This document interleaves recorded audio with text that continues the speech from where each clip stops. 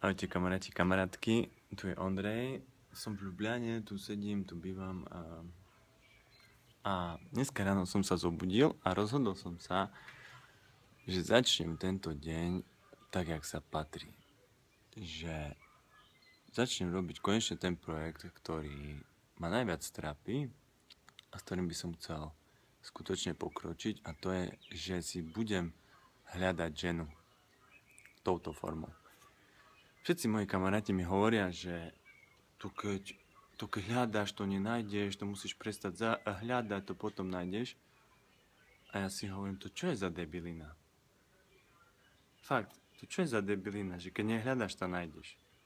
Takže ja som sa rozhodol, kamaráti a kamarátky, že ja vám dokážem, že keď ten len nájde, kto hľadá.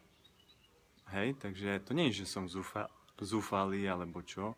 To je normálne, že som proste, skúšam niečo nové a komu sa to páči, tak nech to lajkuje. A tí ostatní nech to radšej nepozerajú, bo to ani nepochopia.